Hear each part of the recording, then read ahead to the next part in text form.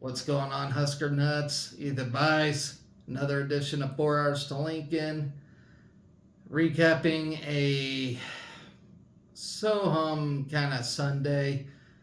Uh, Baseball. I got no words to describe this team. What is baseball this year? I mean, you go to Rutgers, one of the worst teams in the Big Ten, and you just get a boat race.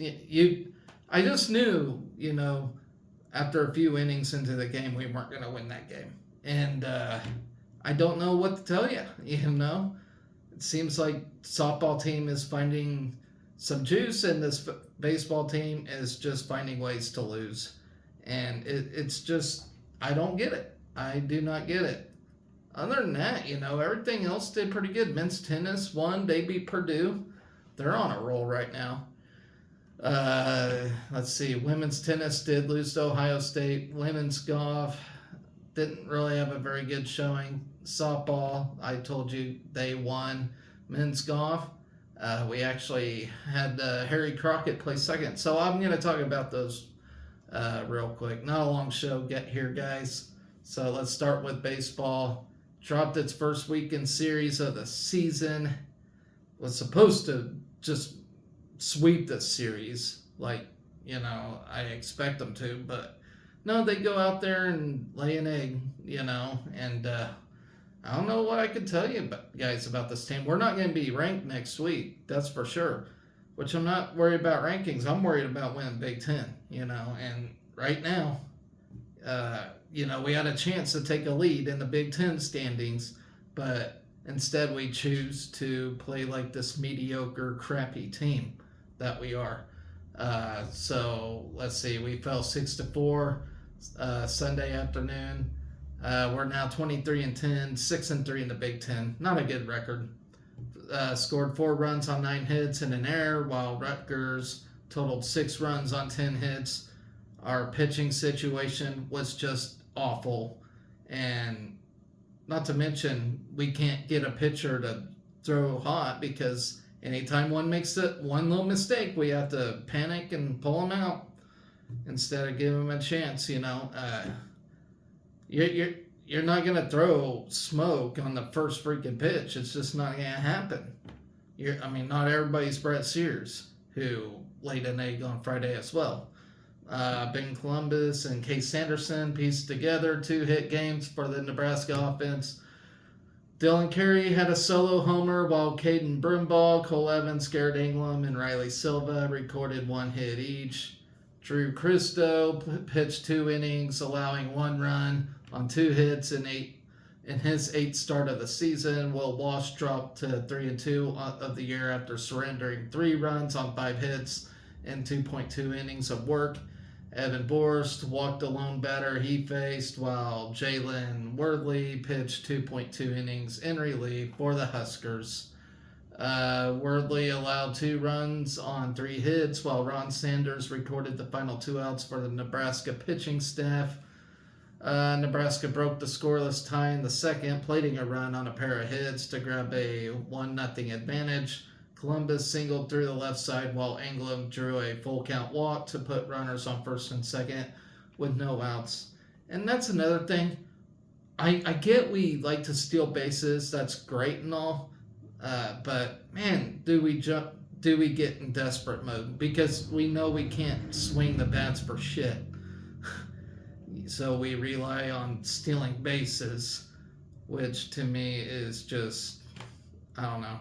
Why can't a guy just freaking hit one in, a liner down field somewhere, Not to mention Rutgers had a good second baseman.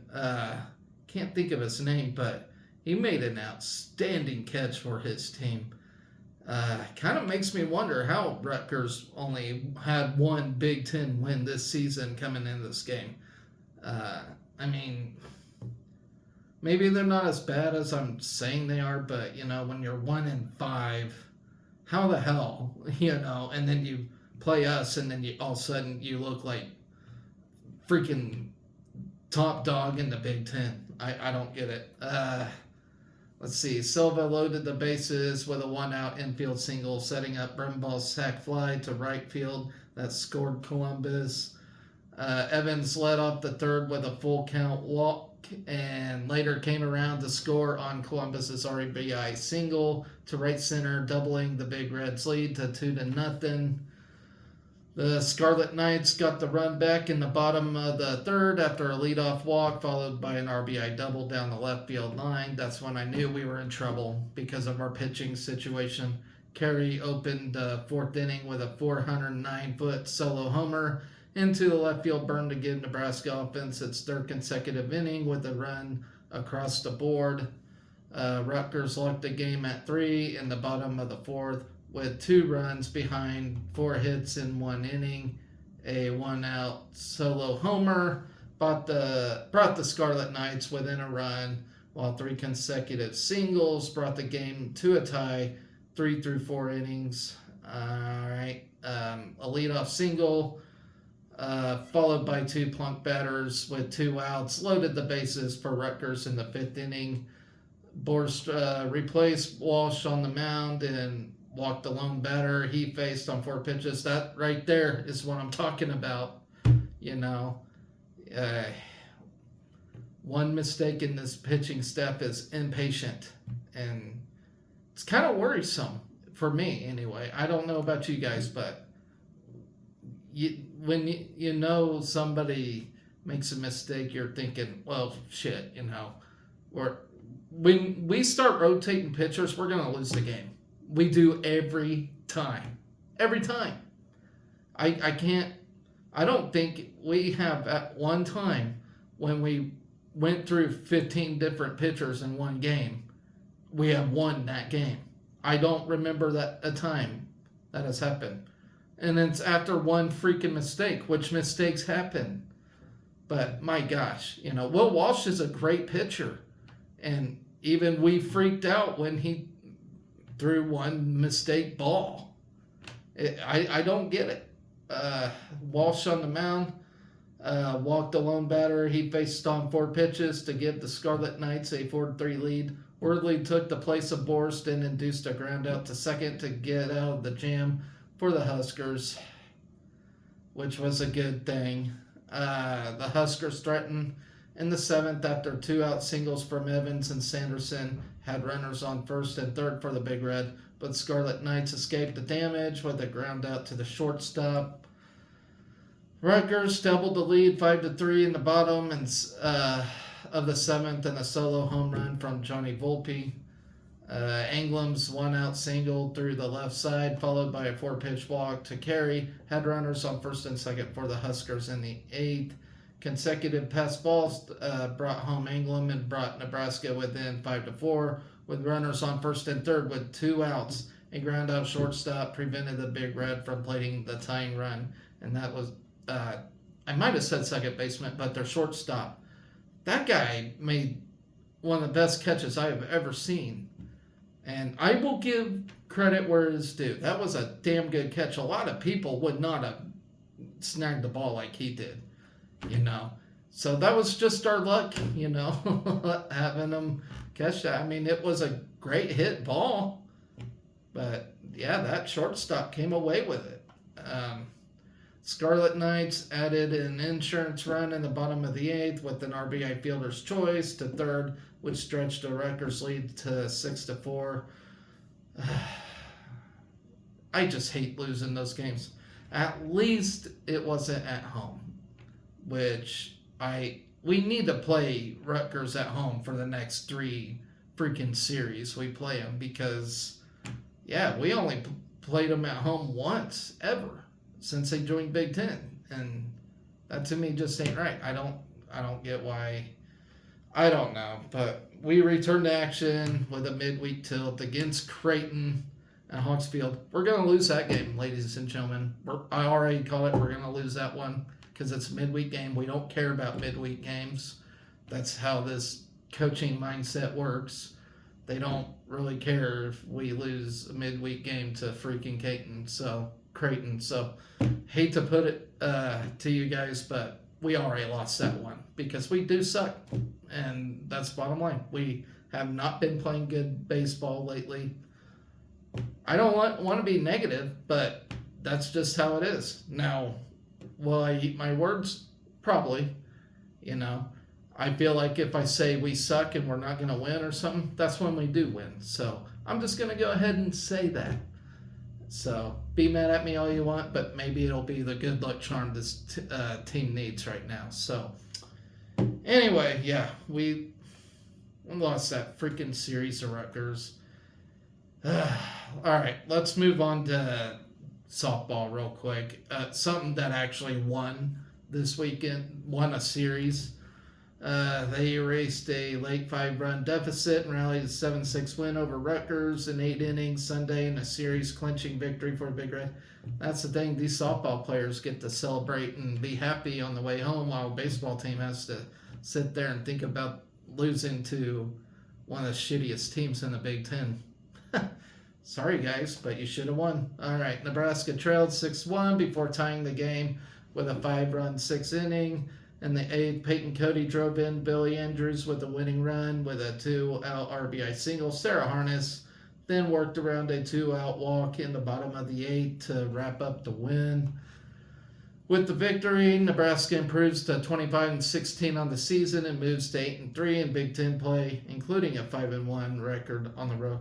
And that's actually what I was thinking, holy shit, this baseball team's going to be better than softball team this year. You know, that hardly ever happens. But no, we found a way to screw it up. Now, softball's looking a lot better than baseball this season. Yeah. Cody finished with 2 RBIs, including the game winner. Samantha Bland tied the game with a 2-out, 2-run double in the 6th inning and was 3 for 5 with a pair of RBIs. Nebraska finished with 11 hits in the game and overcame stranding 11 base runners. The comeback was made possible thanks to a terrific relief outing from Harness. She entered the game in the 4th inning and allowed 1 run on just 2 hits in 5 innings. Harness retired 11 of the final 12 batters. Kaylin Kinney started and allowed 5 runs on 3 hits and 3+ innings. See, at least coaches were patient with her. Maddie Boyd took the loss, throwing a complete game. She gave up 11 hits, but only 3 of the 7 runs she allowed were earned. Rutgers fell to 26-18 in the loss and dropped to 8-6 in conference play. Nebraska gave up 4 runs in the first 3 innings, despite only allowing just 1 hit. Let's see. Meanwhile, Nebraska was frustrated early. Missed opportunities offensively. The Huskers stranded 2 runners in the 1st inning and left another runner in the 2nd. Nebraska then stranded runners at 2nd and 3rd in the 3rd inning. Trailing 4-0 after 3 innings. Kaylin Neal cut the lead to 4-1 when she led off the top of the 4th inning with a home run. Bella Bacon followed with a single, and Ava Breadwell drew a 1-out walk to put runners on 1st and 2nd with 1 out. After a flyout, Caitlin Kaneda lined a single to right field, and Sydney Gray thought she had scored on the play but was ruled out at home plate to end the inning. Rutgers answered the run in the bottom of the 4th, a double, a bunt single, and an RBI single plated a run as the Scarlet Knights pushed their lead to 5-1. A solo home run then pushed the lead to 6-1 after 5 innings. Nebraska tied the game with 5 runs in the top of the 6th, added by a pair of Rutgers errors. Neal drew a leadoff walk before an error put Huskers on 1st and 2nd with no outs. Gray then hit an RBI double off the wall to left to score Neal and cut the lead to 6-2. With 1 out, Billy Andrews won a 10-pitch at-bat by drawing a walk to load the bases. Another error on an RBI fielder's choice from Kaneda cut the lead to 6-3 and kept the bases loaded. Fielder's choice brought home another run to make it 6-4. Bland then hit a 2-run double to center field that scored pinch runner McKinley Maleka and Billy Andrews to tie the game. After Harness retired Rutgers in order in the bottom of the 7th, Billy Andrews drew a 1-out walk in the top of the 8th. Kaneda then put down a sac bunt to move Andrews to second base. With 2 outs before Cody came through with an RBI single over the center fielder's head that gave Nebraska its first lead of the game at 7-6. Bland and Brooke Andrews followed with singles to load the bases, but the Huskers could not add to their lead. All right, in the bottom of the 8th, Harness retired the first 2 batters before issuing a 2-out walk with a tying run at first base and a winning run at the plate. Harness coaxed up pop out to end the game. And Nebraska remains on the road next weekend when they travel to Ann Arbor for a 3-game series with Michigan. And you know what? The difference between the baseball and softball teams? Softball, we were down by a run, but we didn't need more runs. We were confident. Our pitcher confidently went out there and just punched him out. And that's what our baseball team is lacking right now, is confidence at the mound. We almost feel like we have to be 15 runs over a team to get a win. And that's really not good thinking. You got to go up there confidently at the mound. And, I mean, some pitchers are really good under pressure. We're not. We get any kind of pressure, we're terrible. And we got to fix that, because when I'm not confident as a viewer, then I know they ain't confident at the mound. And I hate to say that, but they need to get that fixed right away. The confidence is just not there for the baseball team at the mound. It just isn't. Let's see. I hate to be negative. I really do. And I'm trying not to be, but that was a shitty loss. That should not have happened. All right. So some post-game notes from the softball game. They played their 7th extra inning game of the season, including its 2nd straight Sunday extra inning game. And they are, if the softball team has any kind of experience in anything, it's extra innings. Like, they've been playing, like I just said, 7 extra inning games this season. So they're out there just as much as the baseball team is. Okay, the Huskers improved to 4-3 in extra inning games this season. And you know what? I feel like we do need that experience, especially for postseason play if we get there. By rallying from a 5-run deficit, the Huskers have now come from behind in 15 of their 24 wins this season. That's another thing. They know how to come from behind. Nebraska won, when trailing after 5 innings for just 3rd time this season. Caitlin Neal homered. Her 2nd home run in 4 games in her last 5 games. Neal had produced 10 RBIs. Billy Andrews scored both the game-tying and game-winning runs. All right. So moving on, let's talk about women's tennis and then golf right after that. Those are the last 2 negative items I got going here. All right. Women's tennis, they went down. Graduate Maja Petrovic secured a singles win. And the Huskers battled, but it was not enough as the Nebraska women's tennis team dropped Nebraska's final home match of the season to number 16 Ohio State. So a really good tennis team. All right, so yeah, we are now 11-8 and 2-7 in Big Ten play as Ohio State moves to 15-6 and 8-2 in Big Ten play. And they beat us 4-1 on Senior Day.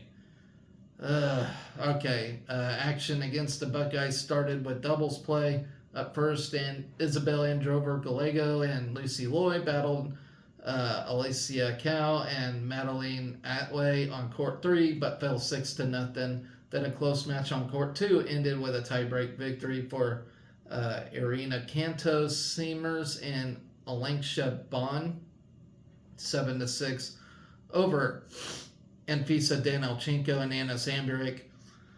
Securing the doubles point for the Buckeyes, number 75 Rafael Lacassie and Petrowick's match on court 1 was left unfinished. The duo was ahead in a 7-point tiebreak at 2-0 as the teams were tied 6-6 when Ohio State got the doubles point.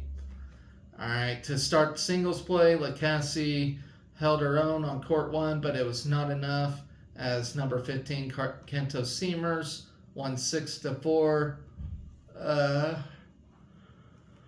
6-4 for Ohio State's second win. Petrowick on court 4, Zamburik court 5, and Jillian Roa court 6 all won the opening set on their respective courts before Petrowick finished first and bested Ohio State's Tia Chavez 6-3, 6-4 on court 3. Androver Gallego dropped the opening set, but won the second set in tiebreak to force a deciding third set. Then Ohio State tallied its third point of the match as Shelly Berezniak defeated Dan Elchenko on court 2, 7-5, 6-0. Up next, the Huskers do hit the road for their final matches of the regular season. They will face Michigan State on Saturday, April the 20th at 10 a.m. in East Lansing, Michigan, and will meet Michigan on Sunday, April 21st at 12 in Ann Arbor. All right. I'm trying not to yawn, people. All right, let's move on to women's golf now.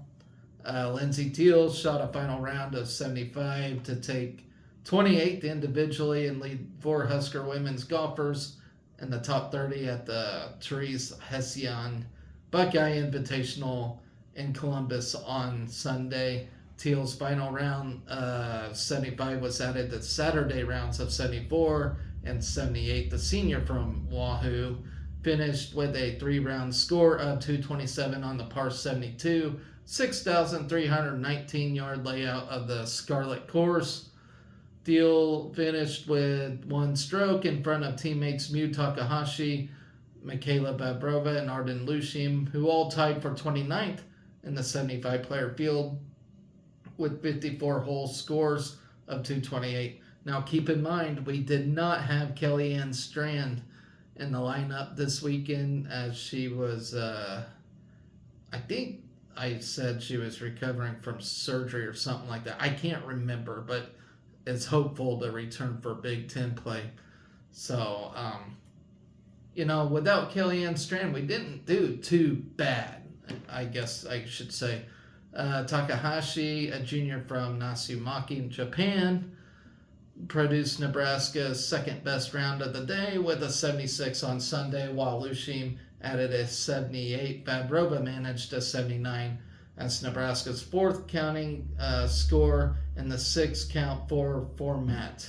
As a team, the Huskers closed with a 308 in the final round to end the tournament in 10th at 9-11. So, the hosts from Ohio State ran away with the team title by 20 strokes with a 3-round total of 857, including a final round 283. Kaylee McGinty led a Buckeye sweep of the top spots by taking medalist honors with a 210 to claim a 4-stroke win over teammates Carrie Hollenbaugh and Faith Choi, who tied for second at 214. Kaylee Gonzaga added a tie for 9th to put 4 Buckeyes in the top 10 in the final individual standings. All right, Michigan State finished second at 877, while Purdue took third at 877. Nebraska returns to action next weekend when they travel to Bull Rock Golf Club in Havre de Grace, Maryland, for the Big Ten championships. Is that me, or does that sound like a Spanish place in Maryland? I don't know. That just sounds weird. Okay. Let's move on to men's golf real quick, and then I'll close out with men's tennis. All right, men's golf. Harry Crockett fired a final round of 68 to finish with a career best 203, which was 10 under par. Very good.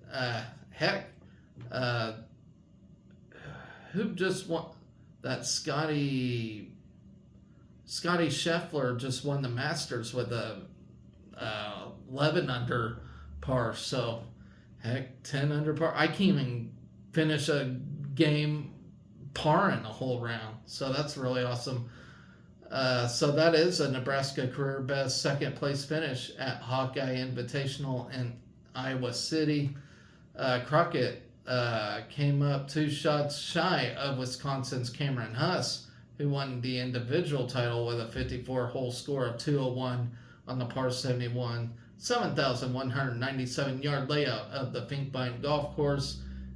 Kansas City's is Lucas Duterte, Zach Little from Central Arkansas, and Eduard Soreto from Southern Illinois finished in a 3-way tie for third at 207, 4-stroke behind Crockett. Man, that Cameron Huss, he fired a hell of a round. That's really awesome. Crockett's final round was steady and strong from start to finish as he carded 4 birdies to go along with 13 pars and just 1 bogey on the day. His final round of 68 followed rounds of 67 and 68 on Saturday. Fellow Husker junior Hamish Murray added a solid round of his own on Sunday with a 69 nice to climb to a tie for 51st at 218 in the individual standings. Murray's final round included a team best 6 birdies on Sunday. Sophomore Davis Johnson put up Nebraska's number 3 score of the round with an even par of 71 to finish in a tie for 69th nice at 221.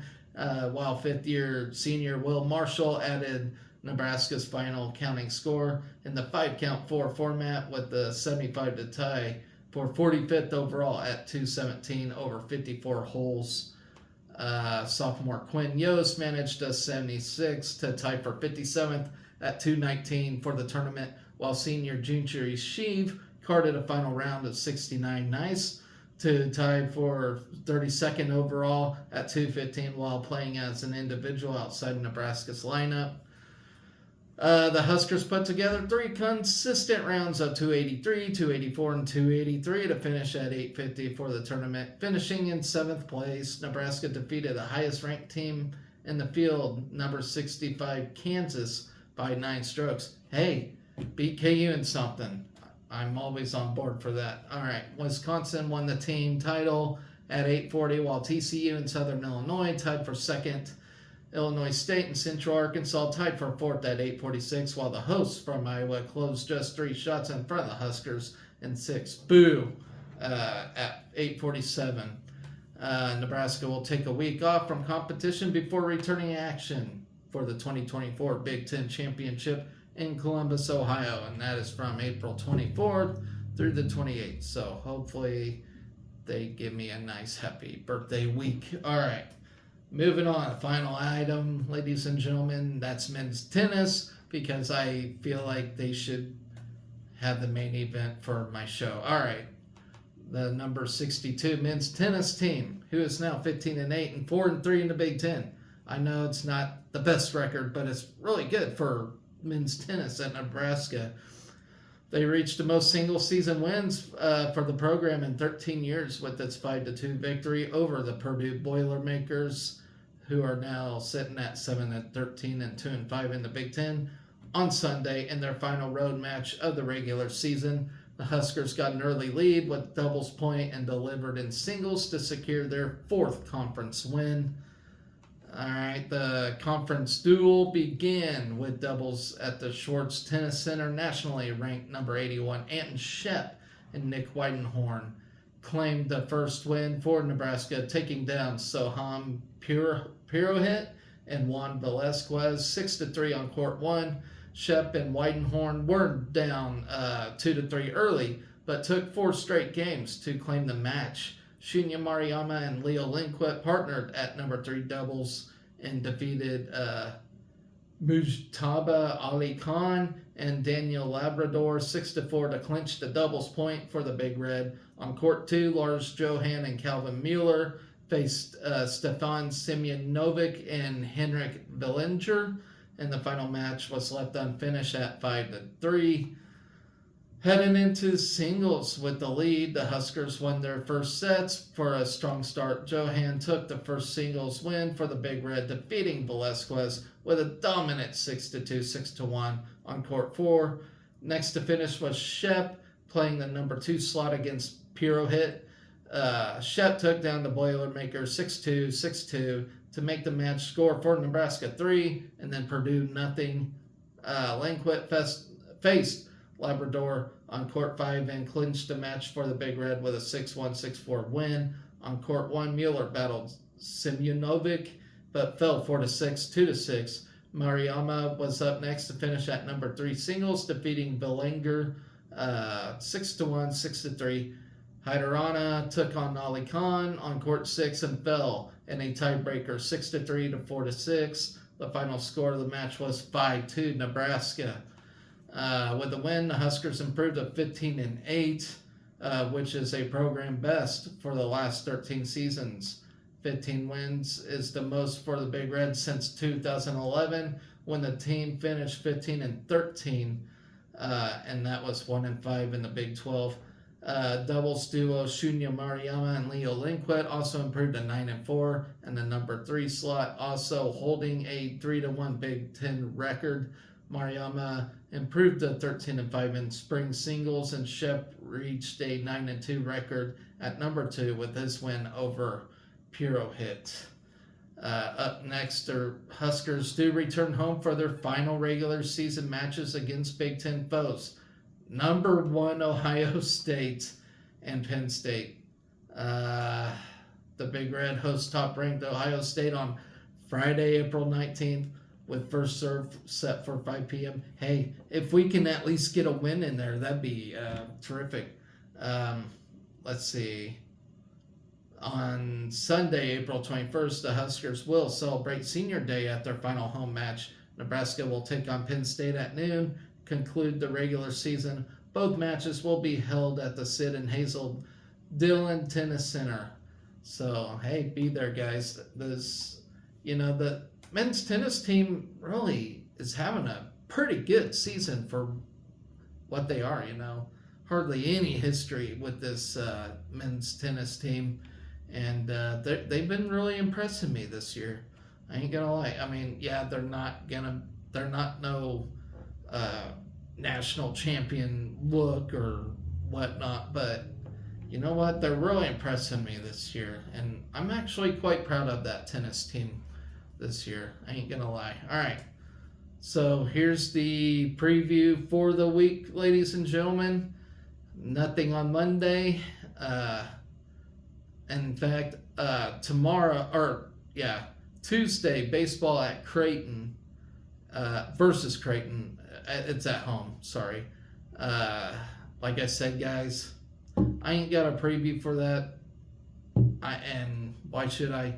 This team has just been awful lately, and they need to clean it up. They need to fix something, especially their pitching. I mean, they went through almost every pitcher we got, and so I really have no confidence for this game. I really don't. I hate to say that. I don't want to be a negative Nelly, but don't be surprised with getting slaughtered by Creighton at home. I don't know. I don't want to be that guy. I don't want to be that, but I'm just being real.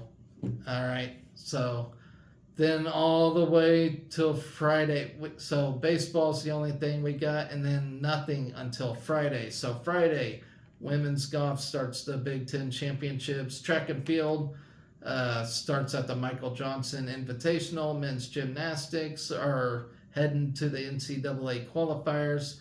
Men's tennis will take on Ohio State. Softball will be at Michigan. Baseball will take on Maryland. And then Saturday, day 2 of the Women's Big Ten Golf Championships, day 2 of the Michael Johnson Invitational. Women's tennis will be at Michigan State. Softball at Michigan. Baseball versus Maryland. Men's gymnastics, day 2, or if they make it to the NCAA championships after qualifiers. And then soccer and exhibition against Colorado. That'll be fun. And then Sunday, women's golf, day 3 of the Big Ten championships. Women's tennis will be at Michigan, softball at Michigan, men's tennis taking on Penn State, and baseball taking on Maryland. So that is the week next week. So not a lot going on. We're dwindling down. We're getting close to the end here, ladies and gentlemen, with this athletic season. And I hate to see it go because it's just been a lot of fun to do this. And like I said, hopefully I get to do it next year. Not promised though, as I will have a little one to take care of, and I'm really excited for that too. So until then, ladies and gentlemen, be excellent to each other. Go Big Red.